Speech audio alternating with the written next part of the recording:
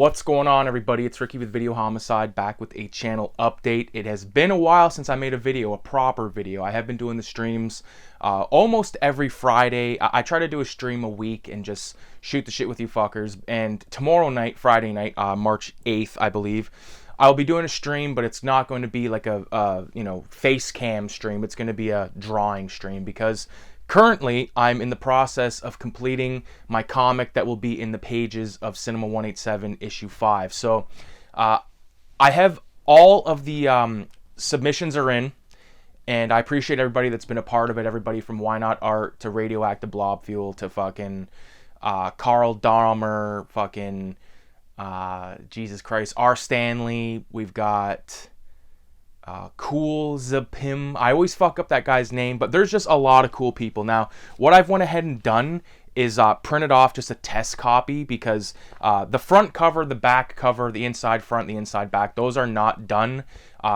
Either is my comic, but this is basically issue 5 right here. So this has to be resized because the way I printed it off, we're missing like a little bit of the top of these Japanese characters. So cover amazing by Radioactive Blob Fuel. The back cover, this is a placeholder image. This is an image from Onibaba, which is, where the fuck is that at? I think I got that out here somewhere. Nonetheless, oh, there it is. Onibaba is a fucking phenomenal film from, I believe, what, 1964? Yeah, 1964, the year that both my parents were born. So I already have the image completed, and it's this exact image, but it's all fucking dot work, stippling, shittiest word on the planet. But I'm really looking forward to seeing this fully in print. Like, it's very thin right now. It's probably like, I think, 8 like full-size pages folded in half. So we got like 16 pages of art here. There was 24 contributors on issue 5. So really, I'll give you a little bit of a taste. It's not going to be the best, viewing pleasure because this is just, I'm not going to edit in any bullshit. So here we go. This isn't necessarily going to be the first page, but Cavernous Art did an amazing heavy-duty fucking outlaw style piece. This is just like look at test edit right there. We've got all the contributors. So Videohomicide, Necro, aka Richie the Caterpillar, good fucking buddy. Spark.pdf, also known as Jules. Das Pico, Worst Egar, Blue Electric Bunny. And I just spotted my first typo. So good thing this is the fucking test edit. So, but there it is. So it's amazing because now we're not just talking about, 4 issues of 187. There is now 5 issues of 187. This is, I have 3 complete sets that are mine that I'm not fucking getting rid of. And this is one of them. This is sort of like one of the ones that I just keep out, but can you believe there's 5 issues of this shit now? This started off as a fucking gag, as just like a little goof, but it has morphed into something that I can no longer control. So issue 5, like I said, it is wrapped. The submission deadline has passed us, and I'm aiming towards having it out by April 20th, which is 420. Not necessarily on 420, but that's sort of like the deadline I've imposed upon myself. I've got 4 pages of the comic left. So there's 13 pages in the story, so 4 pages of comic left, and then there's the cover and then the back cover, because I am going to also be printing off a stand-up, the comic's going to be in 187 number 5, but it's also going to be like its own thing. I'm going to print off print off copies of it and then, distribute them around the town and stuff like that, get the story. I'm really proud of this fucking thing, man. So if anybody wants to pre-order issue 5, I advise to do so, because I'm not printing off some fucking extravagant amount and then just having them, you know what I mean? Like, it's with issue 4, like issue 4 didn't sell as much as I thought it was going to, but that doesn't mean that's not a bad thing to me, because as long as I get a copy and all the contributors get copies, I'm going to continue to do 187. Next issue, issue 6, issue fucking 666 is going to be all satanic horror. Not just necessarily satanic horror films, but just like, demonic artwork and all kinds of crazy stuff. I'm going to prepare a comic book. I'm going to give myself much more of a, easy pass, or not easy pass, but just like, I'm going to be more lenient on myself, because with this comic, man, and even my wife, she'll be like, I'll be like, oh, check out page 9. You know, I just finished page 9. I'm like, fuck, this weekend I gotta do a page. I gotta do at least like maybe a page or two. And she's like, you know that you're the only one doing that to yourself. Like, you making it think like it has to be out. Like, this is a fucking school project that needs to be, you know. And I just want to get it done because I want people to see what they've helped create. Do you know what I mean? Because it's not just me making this zine. Like, I edit the fucking thing, I put it all together, but all the art is from just tremendously talented people that I've discovered almost entirely on Instagram. Really looking forward to seeing it in its entirety. Like, even just the mock-up is awesome. I'm getting off on it because it's like, you know, it's sick to see 5 of them now. One thing that I did notice is there's 3 issues that are like pretty blue in cover. So with issue 6, I'm definitely going for a red cover because 666, like red and yellow are going to be the main colors. Really exciting. Just to look forward. I'm still working on number 5, and I'm fucking stoked about number 6.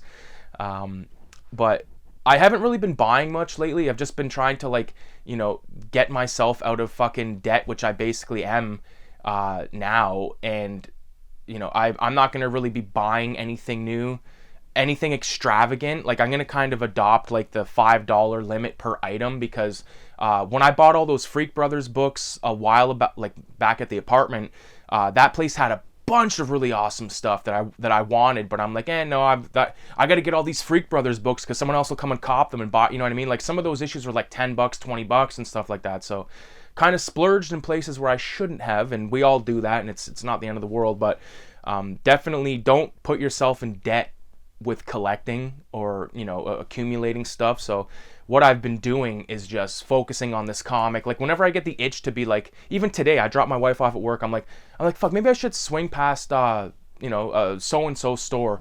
And I was like, you know what? Why do that? Why introduce more chaos, more, you know, fuel into the fire when I'm still working through other stuff? And like, my main priority right now is this comic. So, like I said, 4 pages left, and there are 4 pages I'm really excited to work on. And then after that, I'm not taking a break from drawing. I'm taking a break from the fucking dot work, man. Like, this was, 9 page. Like, I started this project in January 10th, I believe, and here we are at March fucking 7th, and I'm still working away on it. But like, the amount of like dots, like my wrist, like I feel it in my, like I feel it right in here, you know, because it's a lot of this.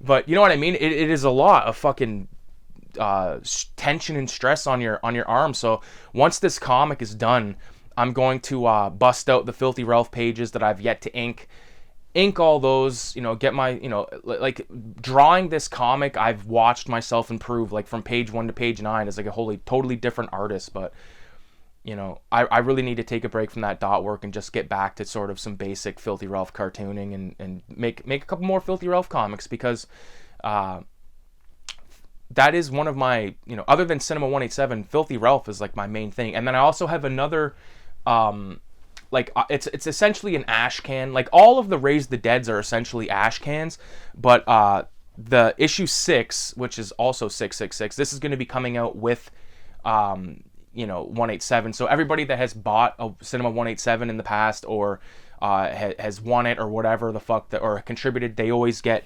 a comic or, you know, an ash can or a zine or whatever the fuck I'm working on. So this is Raise the Dead issue 6. This is not a complete, like, it's not like, this cover's not finalized because I'm going to put the title, which is Macaroni and Dope, and he's reading a comic, Mad Magazine there. This is actually the first drawing I did of 2024, but it's going to have a bunch of cool stuff.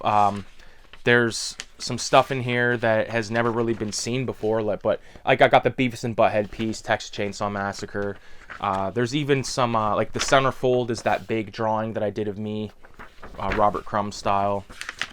There's even some pages of the comic in here and some other material from 187.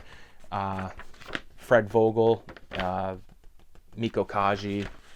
There's a bunch of really badass stuff in here, and it's, like I said, it's quite the experience. Like, there's Filthy Ralph shooting the oh my god, I have the most crazy fucking story. Okay, so on the weekend, we're at Kayla's uncle's, okay? And he's like they live in like a big fucking house that has like a rental upstairs. So the people upstairs like happen to like show up and they're just bringing their groceries or whatever, but like the guy comes into the garage that we're all partying in, and I'm drawing this big fucking drawing that I left there. I gave it to my fucking, like, to Kayla's uncle. He said he's gonna frame it and all this shit. I was like fucking stoked about it, but his girlfriend's like, oh yeah, Ricky's drawing, like Ricky's a cartoonist, like he draws comics and stuff. And like I had brought over Filthy Ralph, the collected strips #2, which has as soon as you open the page, the first fucking thing is Filthy Ralph pissing on the Pope's grave. Now, she hands this neighbor guy that Filthy Ralph. He opens it. I watch him, like, because I always watch people when they're looking at it. He opens it, kind of like looks at it, closes it, and puts it down on the table. And I was like thinking, like, oh, that was kind of fucking weird, right? Like, that was just like a weird fucking, that was some weird shit. And once he leaves, I find out he's like some fucking uber religious guy, and he's looking at my fucking guy, Filthy Ralph, pissing all over the Pope's grave. So that warmed my heart, you know, because I've been told, shout out to Cammie, lent all of her Filthy Ralph material, all of her 187 books to a friend of hers, and her mom seen the same image and threw them all out, you know. So, and Cammie even said, like, you've attained underground, you know, status. And I love that. The goal isn't to offend, but if offense occurs, that's on the person, man. I'm not in charge of your fucking triggers. You know, if you don't like seeing someone piss on the Pope's grave, then just close the book, put it on the table like that guy did. He didn't freak out. He could have.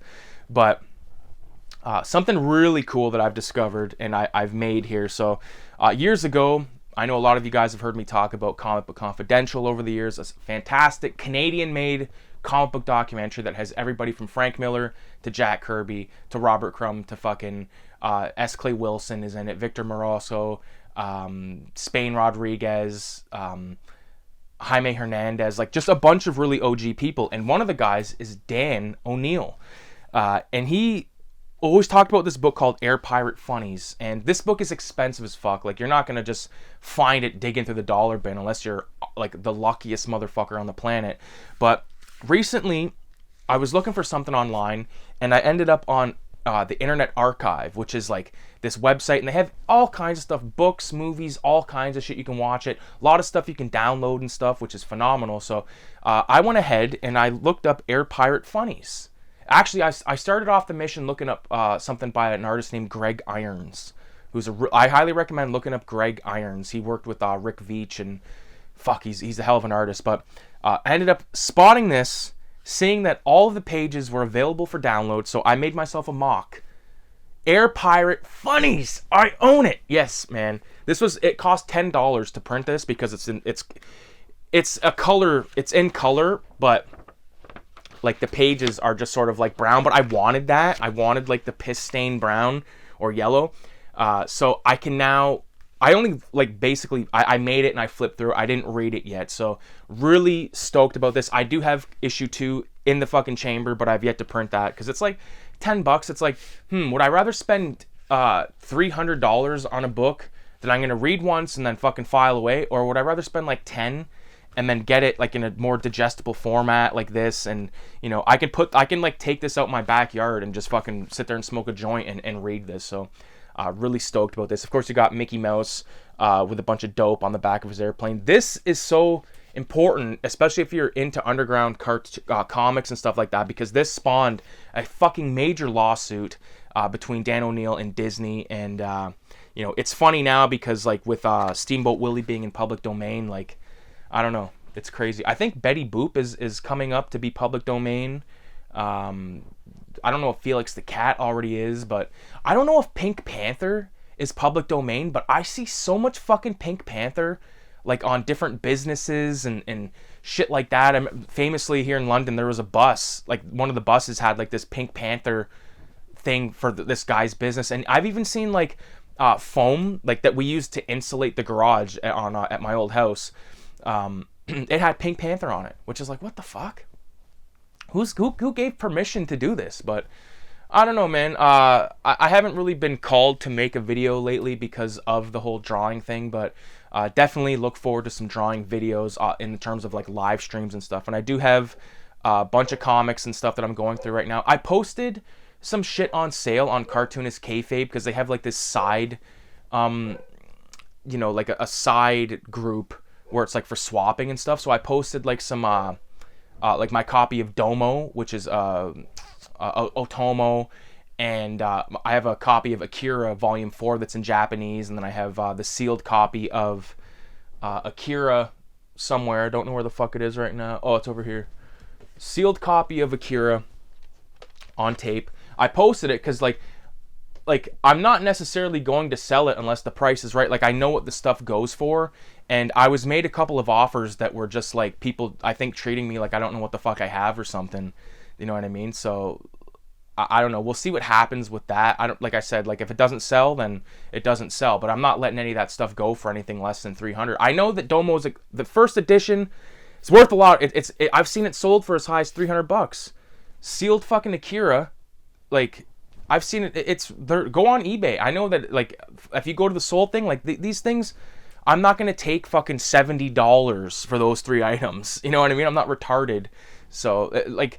And again, with the whole Cartoonist Kayfabe fucking group, man, it's just continuously cringy and fucking getting more and more awful every day. And like recently, like not to like go on a whole tangent about that, but like there was this thing where I might have mentioned this already, but like Ed Piskor kind of like blew the group off in one video, and like everyone was on there freaking out, being like, man, like waving their fucking copies of like, bullshit, and everyone hating on Red Room and stuff. It's like, well, then don't fucking buy it. Why did you buy it? That's the thing with comics I never understood. Even back in the day when I was heavily involved with the comic community on YouTube, like we're talking 10 years ago, everyone bought everything and complained about everything. They never bought anything they liked. And like, one guy would be like, oh, look, I'm going to buy, for instance, like, okay, this is just totally for instance, but like, this is the fucking full screen version, but like, Predator. And then all of a sudden, everyone's buying fucking Predator, and just like, I hate that like sheep-like mentality, man. Like your own stuff. Figure out what you like and go after that. Don't worry about what other people are fucking collecting or buying or whatever. Like, I've said it famously, like no 2 collections are the same, and people are fucking stupid when it comes to this, like thinking that they need to get shit because someone else got it, and if they don't, they're not going to be on the fucking in crowd. And who wants to be in the fucking in crowd? I'd rather sit in this fucking room or sit in this house with my wife, my dogs, get high, eat, make love, and art. We'll leave it at that. So I appreciate everybody that has fucking stopped by any of the streams, watched any of the videos, interacted on the streams. I have a lot of fun on those. Tomorrow, March 8th, there will be a stream happening. Probably start around like 12:30 because I get off at 11, so I like to come home, fucking hang out with my girl, all that kind of shit. So we will continue the conversation tomorrow night with a drawing stream. And if anybody wants to pre-order issue 5 of Cinema 187, message me at cinema.187 on Instagram. Don't message me here because if you leave it in a comment, like I'm gonna direct you back to the fucking Instagram account. So just message me there. You can pre-order. You'll be getting issue 5 and Macaroni and Dope, which is Raise the Dead issue 6. So really appreciate everybody's time and friendship and all that stuff. So make sure you leave a 666 in the comments. And with that being said, adios.